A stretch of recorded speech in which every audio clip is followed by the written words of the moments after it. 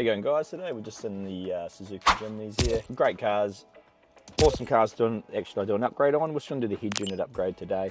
We'll take you through that and the options we have, and then later on we'll also have some extra add-on for like speakers and some other things, because that is always handy to have. So at a factory level, you're going to have, I think there's two types of head units in like these, but they are definitely due for an upgrade. Some of them have CarPlay. I think all of them have CarPlay or wired CarPlay, and I assume the newer ones probably have sort of wireless, like CarPlay. You got that going on. You've got steering wheel controls, which are obviously going to keep working. You've got your reverse camera, which will still work, and I assume there's some factory USBs somewhere maybe that we will keep working. I don't know, I'll have to have a look about that, but we will go through and cover that, but pretty straightforward install. Alright guys, the good news is it's installed super easy. Under here there's a little bit of trim. You can use a trim tool here, but you can actually pull it off with your hands as well. Just clips off. Then you got two Phillips screws here. We're going to pop both of those off, and then this whole thing's going to pull directly off. So both these Phillips come out. Put them in somewhere so you don't lose them, and then get your hands behind the rest of the radio. Just give it a few little tugs like so, and the whole thing will pull out. Pretty straightforward. Now it does stop you because the antenna cord is a bit short on this, so I'll show you what I'm doing in a second, but basically I'm just unplugging all these plugs. Two that are a bit short. So all of these plugs, they all have a push button thing to release them, and then once they're released you are good to go. Like that, that's the back of the radio. And what I was saying about the push buttons is they all have something like this you push down on. Push and then pull out. If it gets a bit stuck, push it all the way in, push down really hard and then pull out. If you're struggling, you can use a trim tool to help actually push it down and lever it out. So there's all your factory plugs there, super straightforward. We'll go and hook up the other ones now. Right, so in the kit you're going to get the head unit with the fascia built in. This is the back of it, 20-pin plug, our auxiliary plugs, GPS, 4G, FM, AM, HD screen, all the good stuff inside. Like a cable puller tool, just helps to run some cables. Plug and play harness kit, that's going to allow it to hook up super easy. Trim removal tools, extra plug here if you have a slightly different reverse camera adapter. Actually USB retention cable, screen cloth to clean the screen, hydration assistant, cinema microphone. That's a 4G antenna because you can run a SIM card in the extra unit. Two USBs and external microphone plug, front camera and reverse camera inputs. You can put a second camera into here. 1080p AHD camera, because some of these models don't have a factory camera. You could, if you already have a factory camera, you could mount this somewhere else if you really wanted to, or no need. OBD2 scan tool, USB drive for updates, SIM card, tray holder. These are auxiliaries which you don't normally need. Bluetooth from Wi-Fi antenna. I plug this in now. If you are running an amp, you will be having to use the pre-out one, but on this model we're not at the moment. GPS, third USB, an easy piggyback cable to take a low power off the back of the head unit plug, and a manual. So that's everything in the kit. Pretty comprehensive kit. I might have slightly confused you, but you'll see as we go through what we're going to do. So the first bit we want to do is we want to grab this plug here and our main harness plug, and we're going to go and see if everything powers up and it works okay. Right, this first thing you want to do is just do a test that everything's going to work. So you're going to get your harness kit. They should only plug into where they can plug into. So you want to hear it go click and push in quite easy. If it doesn't, check for bent plugs, because this can happen. We've custom made these kits because on some cars they're a bit different depending on the reverse trigger, etc, etc. So they've been tested on Australian models and we should have nailed it. But always good to check and make sure it all works. So that's in, that's in, that's in. That's basically everything. So you can see we've got one little trigger wire in here that has like an SM plug. That means it can be unplugged. We must have done that for some reason. I'm not 100% sure, but that's fine. So we're left over with This is actually like USB retention one. I'll grab this too and do it now. So we're left over with these two plugs. This here would have been the old GPS for the factory nav, I think, or could have been DAB antenna. And this one here, I would assume, would have been the internal microphone that we can't use because it's too hard. Sorry, the internal, the factory microphone. So that is everything. In our kit, we also have this wire swapple one that can go on to the reverse camera input. So if your reverse camera isn't working, you might need to unplug this and use the pin swap cable. Now, there's one RCA coming out of here, and we want to put that RCA into the purple cam-in one on this plug. And I'll show you the back of this unit. So this one here is going to go down here. We can throw the FM AM one into the FM AM hole, and this one here is going to go into here. And all we want to see is that it powers up. We have sound, reverse camera, steering wheel, controls, radio reception. Oh, don't need these window wipers on inside, and then we can go and finish the install. So straight away I can see we've got power, always a good sign.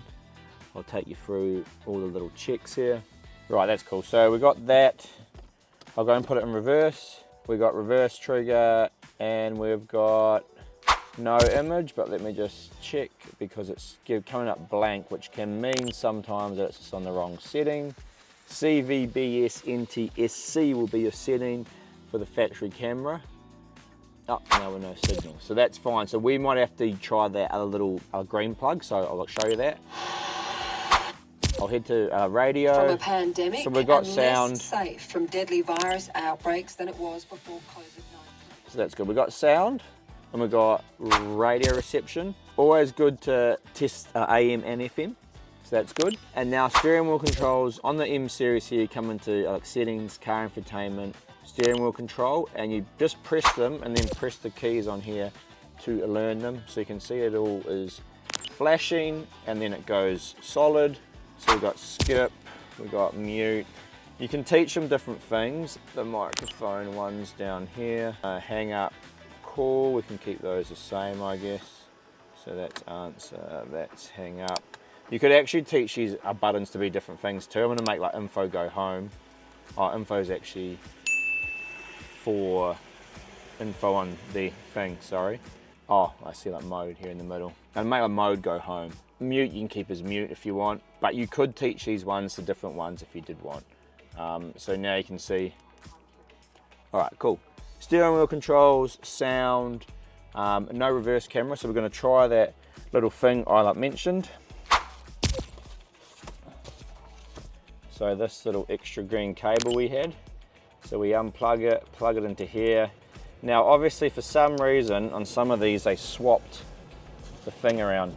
No idea actually why they did that, but you can see now we're all good and are working. So if you do need to use a little extra plug, it's just like that.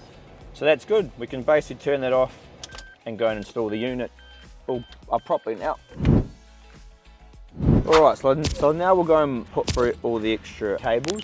And what we'll do here is, see where the cable puller tool comes in very handy. I've just put it from the glove box through to here.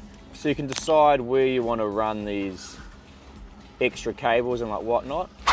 Normally you end up putting them in the glove box because it's a fairly good location to put these extra ones. So I've got our 2 USB one, our SIM card holder, which you might or might not use, but it's best just to run it.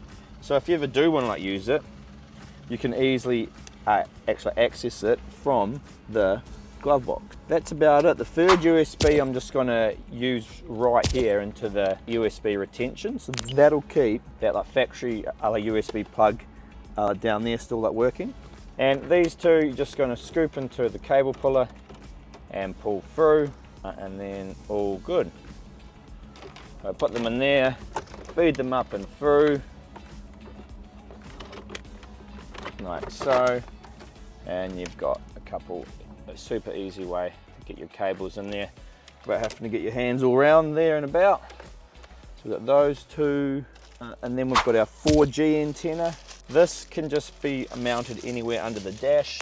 Works the same as your phone works, it just needs some sort of signal to work. So pull off the stick pad on it. I normally pull off the stick pad, give myself a little bit extra out of here, and then just stick it on. This model gives you plenty of room, which is handy, so I'm just going to stick it straight up under there, and then press it down for a bit. Then the other one's your GPS.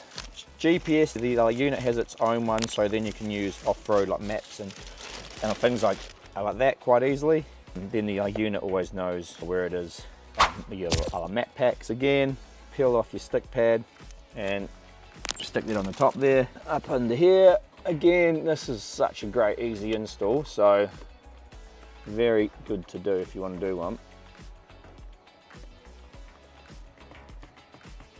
All right, that's stuck down. Now external microphone, we normally run this up to the A pillar because that's a nice spot to put it. And I'll show you how we run that.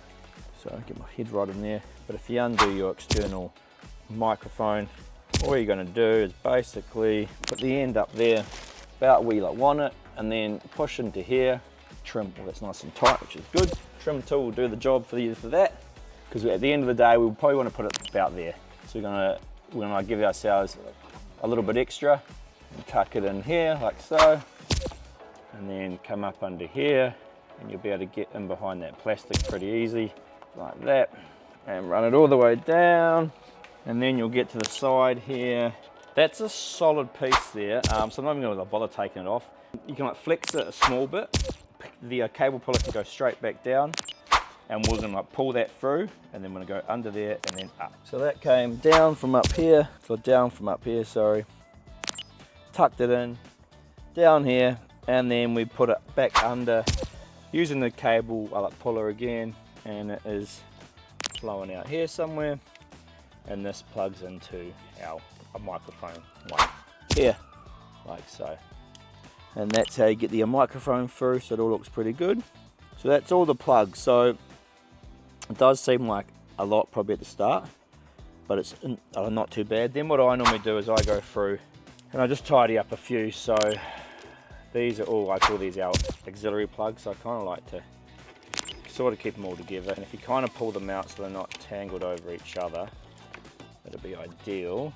So these are all the auxiliary ones, and that single USB. I just find when I do this, it helps me to not forget to plug one in. Let's put a little tape around there, like so. So that's all those plugged in. Our factory USB retention one, if you remember. So that'll be going back into there. You've got plenty of room behind these units, so you don't have to go too much over the top, but I do like to, if there's anything that you think potentially could ever pull out or actually drop out, put a bit of tape around it, like so. We've done so much testing in these. Any of these things to actually drop out pretty much never happens, but better to be sure. So that's all those ones there. They're going to be back in here, and then I like to put all my antennas in one side as well. So we got GPS 4G. Take this one behind it under here. GPS 4G. Obviously the cool thing is when you use our system, it's all plug and play, so you don't, if you ever did want to put it back to like factory, very easy to take out the unit and put the original one back in if that's something you'd want to do. Not many people do that anymore. All right, so now I know I've got my antennas, my auxiliary plugs, and I've got our main 20-pin plug, and then the other one I'll put a bit of tape on here to make sure that our set doesn't come out. And that's basically your wires done. So you come along and you plug all your plugs in, big 20-pin one. We've got our camera, our SIM card, our third USB, our two USBs, and our mic, our external antenna. If you are using an amp, you will using the pre-outs instead of that, and our antennas there. Once all of that is in, you're basically just going to go and make sure your clips are okay.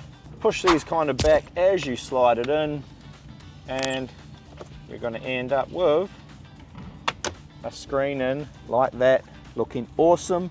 Now you want to go through and test that everything works, and then go, and that's pretty much install done. So there's your install all done. Well, a good job, super easy install to do. Majority of people be able to do this about like an hour. The end bit was just like clipping it in, and I just clipped like back on. Screws are no longer like needed. It does have 2 locating like lugs in the plastic, and there you can see it there. So that's our 9-inch model installed. So that gives you an idea of what that looks like. So you can see how it sits on all flush and all looks pretty good.